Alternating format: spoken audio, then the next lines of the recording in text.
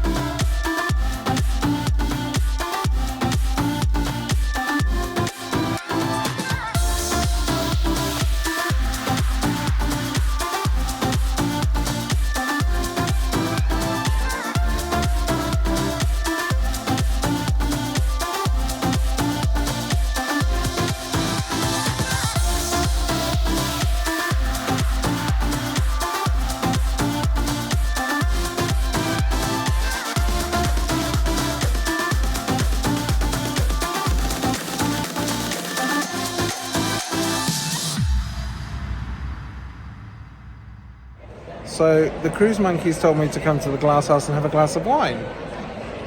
So I did. Cheers.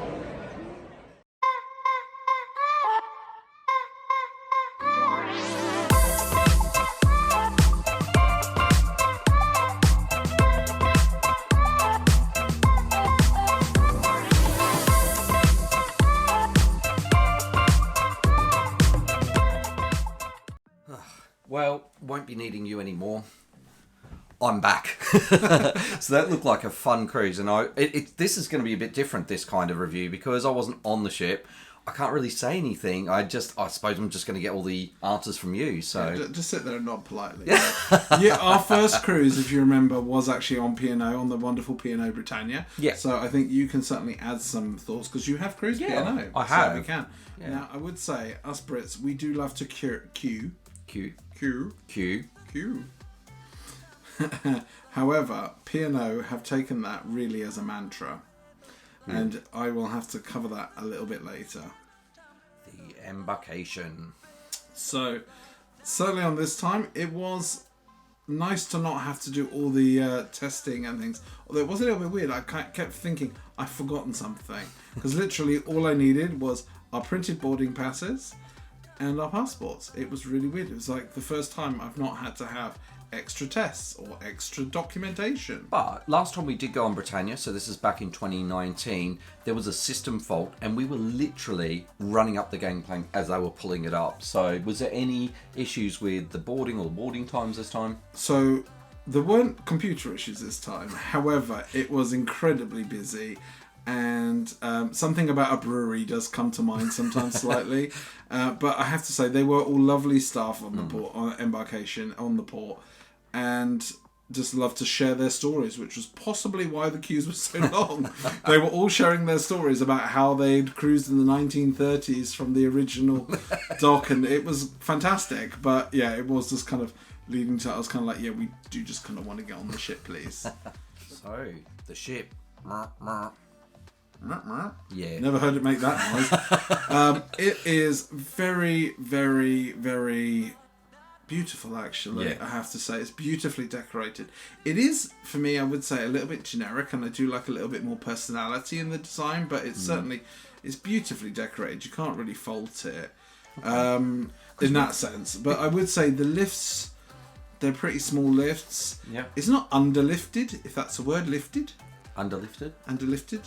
No. Provisioned in the lifts in the lifts. department. But they're not smart lifts, which on a new ship, I still find this really bizarre. We said this on Costa even. Yeah. That it's the same class of ship. They haven't put in smart lifts, and it would make the journey time so much easier and quicker, especially during peak times. So Iona as well is quite casual compared to perhaps the more traditional historic P&O ships. Historic P&O ships? I don't know. The older class compared of to ship, even when we were on Britannia, Yeah. it was a lot Really? more casual. Okay. Even the formal nights weren't as formal, which was kind of strange. There is, though, some nice areas, lots of little seating areas hidden around the ship that you can find to have a little sit in. The promenade deck as well. Oh, I do love a promenade deck, and it is a full wraparound promenade deck. So this was really nice just to have a space that you could go out to and do a nice walk around, especially on the sea days. And I can imagine during the hot weather it'd be great, although maybe not with those controversial cabins. Yeah. All important cabin. So it was actually a really good size. I know a lot of people say that apparently on this ship, on Iona, they are a little bit more narrower. I didn't particularly notice it. Maybe between the bed and the end, maybe it is narrower. I could easily walk around it. The highlight, though, for me was definitely the bathroom. It was huge. Wow. And a big plus for me, being a fluffy cruiser, the shower was enormous, and I can actually sit on the toilet. Can people stop wedging the toilet in a corner?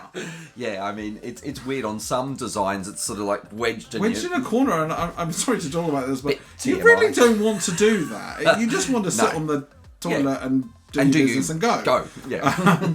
So it was a bit odd, but yeah, it was a really big size bathroom, beautifully decorated, actually. The rooms, and I know it is maybe a bit Scandinavian style, IKEA style, but actually I quite like that. Yeah. The carpet was very lovely, although I would say, given that it's not particularly old shit, the carpet was very heavily marked, and maybe having a cream-based carpet that's woolen isn't the easiest one to maintain for What them. about things like storage? Because storage is a big thing. Because, well, especially if I was there, we find when we get into three of us into a cabin, sometimes the storage can be a little bit tight. We would have been okay, actually. There's plenty of hanging space. There's more hanging space than any cruise ship I think of. Well, maybe than a Princess. Maybe Princess has more. They have that huge walk-in wardrobe. But loads of hanging space. No real drawers again, and I am a fan of drawers, and I did miss my drawers. But there was like cubby holes. There are the cubby holes that you can put things in, and there are loads of those. So okay, that's fine. Plus. Yeah.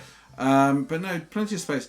Obviously, I did make a comment about the mirror, and someone did quite point out, and that I said that you can't stand in front of the mirror and see yourself, but you can just pull the mirror out, and then you could stand there. It's just a mouth but thing, that was me just not thinking, using my head. Clearly, neither Josh or I. But you could do that, but it is a little bit like cozy Kids Club.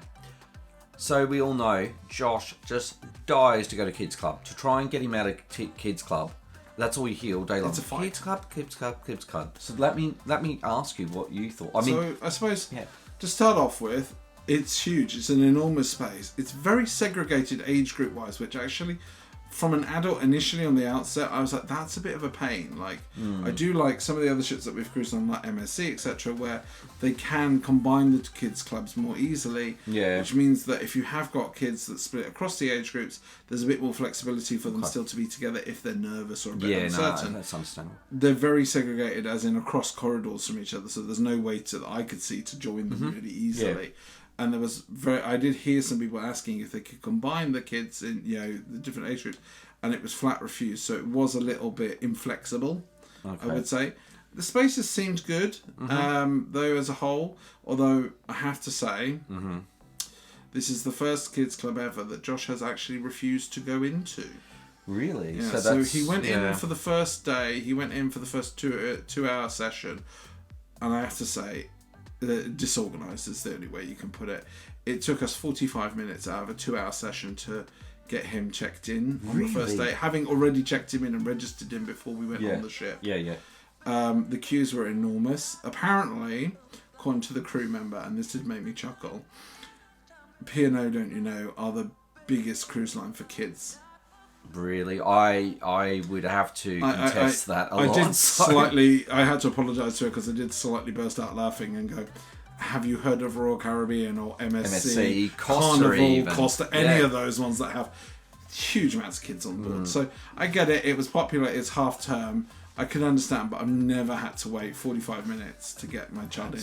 And it wasn't just a one-day thing. It was pretty much every session that I could see when we walked past. So it was really busy. But Josh just really didn't enjoy it. The one time I did have to put him back in there because I wanted to go... How unthoughtful of me. I wanted to go to the Limelight Club for you guys out there. Yeah. And of course. It's an adult-only place, so we had to go into kids. He did ask if there was anyone that would look after him, and there wasn't. So...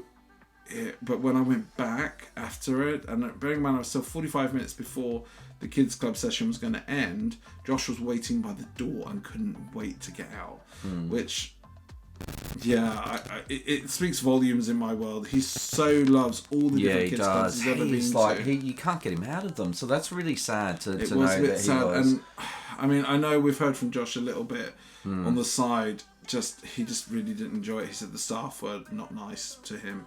So I don't think it's the facilities. I think maybe it's the staff, and maybe if the crew changed. Do you think it was the activities? Because they're very structured in other ships as well. Yeah, he said it was a lot of free time, but the free time was kind of like, but you can't do that, you can't do this, you can't do that. So he said it was a bit limiting as well. And I think maybe different crew, different experience. Yeah. But I have to say, it was shocking for me that Josh, the one that loves kids clubs above all else, was like, I don't want to do kids club, please. That's sad. The restaurants. So we know food. Food. Now, going on Britannia last time, that was our first cruise, and so that's where I kind of thought, well, this is where cruise food sort of sits. So in the main dining room, there was a lot of your British classics, so your 3 veg and meat, and your pies and things like that. And then we went to other restaurants like Epicurean. Yeah, so it is very similar on board, I have to say. So there are 4 MDRs on board, effectively. 2 larger, kind of like 2-floor. One, but effectively it's one restaurant that's split into 2, and 2 smaller restaurants. We dined in a few of them whilst on board. The food isn't wow, I have to say, and we'll come on to the food in a minute. Okay. But the restaurants, the 4 main restaurants, they've then got also included wise, you've got the Olive Grove. And then additional charge ones, you've got Keel and Cow, which is a steak restaurant. You've got the Glass House, which is kind of nibbly foods. You've got Sindhu, which is a very staple of P&O Indian. And you've got Epicurean. You've also got the Keys, which is a new concept for them of kind of like short, quick takeaway style food. And you've also, of course, got the Horizon Buffet, and then you've got the pool bar and things. So I would say, though, so on Iona, which is different to Britannia, there is a booking process in place, which you have to use their kind of app stroke. It's a web page, really. Right. And we will talk about the app in a lot more detail shortly. But if you don't pre-book or you can't pre-book, it becomes near impossible to get into a lot of these places. So with the non-included, so the where you have to pay for them. So was it just like a slight upcharge? Because I know if I remember back on Britannia that we only paid an upcharge. So there's two differences. So Epicurean, which we went to, amazing food, really good experience. It is just a standard upcharge. I think it's like £24, £25 upcharge, which is great value, especially for what you can choose from and the quality of the food there. Other restaurants like Keel and Cow and Sindhu now are actually charged per dish. So if you're not careful, that could work out very expensive. Especially Keel and Cow, they have some great options. We really enjoyed. We went a second time to Keel and Cow because we actually enjoyed it so much. And we had a cheese sharing starter and a burger, and I had a pork belly, which was stunning, which are much cheaper, sort of maybe £6-7 at the main course. But the steaks are expensive. They are looking at £15-20 a steak. So if you're not careful and you've got a family of 4, you're going to come out with a big bill. Yeah, no. I don't like the idea of per item and that. I suppose it makes it more like you get more flexibility in the sense of you can pay what you want to pay, but it does mean you have to be careful. We like a good drink. So I'm interested and intrigued to know whether it was good value for money, and what type of drinks were on the drinks package. Now, if I were to go back on P&O, I would not be buying the drinks package. It is not good value. I'm sorry. We do like to drink. I can be quite picky with my drinks. I can be not so picky. If you like a cocktail, avoid at all costs. There's 2 cocktails and that's it. That's all you can have. It is really restrictive. We did it because I had some extra credit and I thought it would be good so Josh could have the kids package. The kids package is so restrictive. It's literally like Pepsi, Pepsi Max, Diet Pepsi, or lemonade from the pump. That's it. Oh, really? That's it, literally. That is all they can choose from. And from adults' drinks, it's pretty much a reasonable selection of wines, but not great. Some beers and a cider, and it's really not great. Most of the drinks are out of the package price. You have to pay extra for it. It's very, very difficult. We even had issues trying to utilize the package where I would say, well, Josh would say, I really want a Fanta or something, or a kid's, a non-alcoholic cocktail. So I would order the non-alcoholic cocktail and order technically a Pepsi Max for him, which I was going to give, have the Pepsi Max myself and give him the thing. And they would say, oh no, because you can't give him the mocktail. And I'm like, does it really matter that much? Or they'd say you're going to have to we're going to have to charge you for the mocktail. And I'm like, we'll put the Pepsi Max for my order and the mocktail for him. I don't, the inflexibility was insane, and they would be so insistent that you could only order like 1 drink at a time, which I get. They don't want it to be a booze cruise. Yeah, no, I understand. But when I was like sitting down for dinner, I was like, can I get some water and can I get a Pepsi Max? And they'd say, well, you can have the water or the Pepsi Max. Like, it's non-alcoholic. Just sort the water and the... that's weird. There were weird things like they said to me, oh, if it's in a can, it's not included in the drinks package. And my kind of point to that was, okay, so I can't order a can which is like £2.50, but I can order a beer that's $6.95. Yeah. So I can order the beer, which comes in a bottle. Yeah. But I can't order, because it's in a can, I can't order the can of soft drink. Yeah. Like, there's no logic to their drinks package either, and that's the weird thing. Entertainment. I really need to get him to stop doing that. You love it. No. The entertainment was actually outstanding, I have to say. I really enjoyed some of the things we did. So I went to the theatre twice with Josh. He did say it was a bit loud, but the second time he was clapping. I think that was possibly because it had Frozen in there and he loves Frozen. But the shows were really great, I thought. Really well performed. A bit cheesy, but that's a bit kind of what you enjoy, isn't it, in the theatre? So was it more like your West End stuff, or was it like... Because on Costa and some of the other Mediterranean ones, it's because it's a big genre of different languages and audience, so it has to be, you know, a little No, bit... so it's still a kind of musical fest, if you like, the two main shows that we went to see. There was also things like a comedian in there, and there was a performer on one of the nights as well. Around the ship, in the clubhouse at the aft, which is a really humongous bar, there was quite often an 80s night, which I really enjoyed. I do love a bit of 80s music. Yeah. And they also had things like during the day, a kids' like circus acts performer in there. And they had things like a ventriloquist guy who sadly I missed on one of the last nights, but apparently it was absolutely fantastic. Took off the Captain Wesley perfectly as well. So, but we did obviously book in to go and see the Limelight Club, which we didn't get to do on Britannia. No. And I have to say, it was a real standout. We saw Lee Mead there, who, for those that don't know, was Any Dream Will Do. He was Joseph in the Technicolor Dreamcoat, amongst many other achievements he has done since. But it was a fantastic night. I have to say, food, probably not such a standout thing. No, the dessert that Lizzie had who came I know, with I me, saw pictures of it. The description I have for it is frog spawn. No. Mixed with toilet cleaner. Because it was like pine flavoured, like gelatinous... I don't know. Frog spawn. It was the most disgusting thing I've ever eaten, I think. And sorry if you like it, but you're wrong. So, one thing I want to know, because when we were on Britannia as well, they had the big sail away party. So, as I said earlier, the sail away parties don't seem to be happening at the moment. Certainly not on this cruise. I'm not sure if they'll happen in the Caribbean, etc. But the spa. That was just me in the jacuzzi relaxing. Sorry. I was just thinking zen. Spa. Zen. But yes, so I did go to the spa. Thank you very much for the very kind gift from Justin for the morning in the spa, and it was very similar to Britannia's really. Okay. It's a nice spa. It wasn't too busy, which is really nice. You could relax and chill. I think I had like a 2-hour session in there, or 2.5 hour. Yep.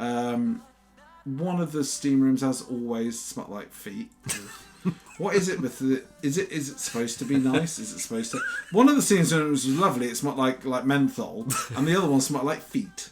So I'm not sure what that is, but you know, sauna, steam room, hot beds, rainfall showers to freeze. Don't have like a snow cave like they're all doing these days. It's a bit sad actually. No snow cave on board, so did kind of miss something like that. A nice ice break, no plunge pool or anything. No pool or anything. Well, they had the pool, the bubbly pool. Yeah. The bubbly pool, the hydrotherapy pool we'll go with. Yeah. But yeah, no plunge pool or anything like that. So. But yeah, lovely 2 hours. Came out feeling very relaxed. Good. And yeah, lovely. Couldn't fault it. Didn't do any treatments there. Lots of people did, but we didn't do. I didn't do any treatments this time.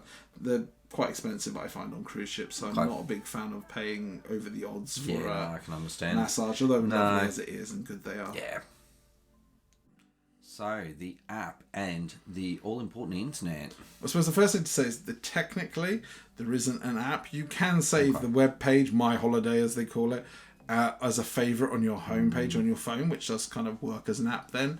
But and it's modelled after an app. But I do find it weird. They're all part of the same group, Carnival Group. Some of Carnival Group have fantastic apps. Costa does. Has a great app, in-app messaging, etc. that you can do. P&O, none of it. And I'm just like, why don't they share? Clearly other ones do. Royal Caribbean share between their different groups because it's the same app.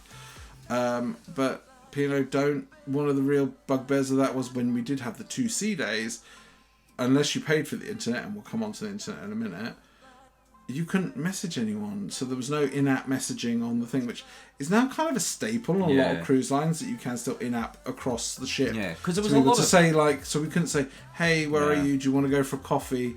Or I'm up in the buffet. Does anyone want to join me for lunch? I'm in this area. So people could find you. It was a bit kind of annoying like that. Yeah, because you were on the ship with a lot of other vloggers and a lot of people that we knew on there as well. But I think even if you were a family, like me trying to message you would have been really helpful. And we do use it for that. that. Yeah. Although we also use it for silly messages too. But it was, that was kind of frustrating.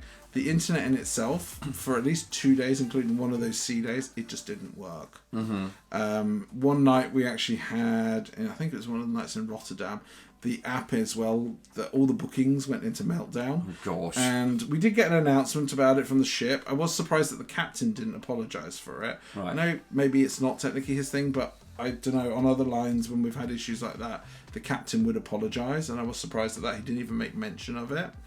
But the message that kind of came across was kind of like, all your bookings have been wiped. If you do have booking, it should still be there. The restaurant should still have it. But kind of the thing that came to mind was, may the odds forever be in your favour. It's like a Hunger Games. Let the Hunger Games begin. So it was a little bit worrying, but oh my gosh. Yeah. So what was the internet? It's itself? expensive and it doesn't work. Oh no, not. That's all I'm going to say on it. It's expensive and it really doesn't work. No. They need to. Yeah, I don't know. People just, in this day and age, I'm sorry, it's nice to switch off, but if you're paying for something as a service, I like to switch off on the sea days, so I do quite enjoy that. But if you're going to charge someone, and it was like £38 a day if you wanted their internet, that was quite expensive. That's expensive. Yeah. And if you'd spent that for the whole cruise, it would be hundreds of pounds, nearly the price of the cruise again, just for the internet, for it to barely download web pages. No, not on. Not good value. Do not buy. So, the all-important summary. So, I suppose the question is, what did you find that was good, and what are some things that you didn't find as good? So, the ship is certainly beautiful. The food, if you're not an experimental one, not one for, say, the Mediterranean style cuisines, it's a great one for that. The Limelight Club is definitely a highlight for me. Okay. Really enjoyed it, and definitely you should book. It's not expensive to book that one actually. So yeah, they were real highlights. I think lowlights, the internet and the app, as we've just covered, really bad. Yeah. And I think the staff, I don't know if they were struggling on this cruise. Just they did say that a lot of the crew have been moved to Arvia to try and help support Arvia and its maiden. And I did find a bit, therefore, the staff that were left were really stretched. They therefore weren't maybe as personable as sometimes they can be on other cruises. Sometimes they were bordering on rude, to be fair. I would also say a real low light for me was some of the passengers.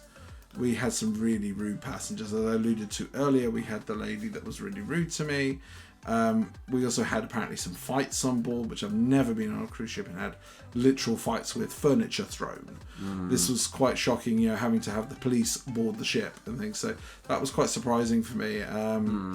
And yeah, that I think was a bit of a negative, put a bit of a negative downer on some of the days as well for me. Just like, this isn't a nice environment, therefore. Yeah. And Kids Club, I mean, what's going on? Josh not to love Kids Club was shocking. That's a bit sad. I mean, we're going on World Europe in the next couple of months, so hopefully when we get back on MSC, it's not just an age thing, but hopefully I don't think so, because he's so excited about going back in the Kids Club on World Europe. He does normally love Kids Club, so yeah.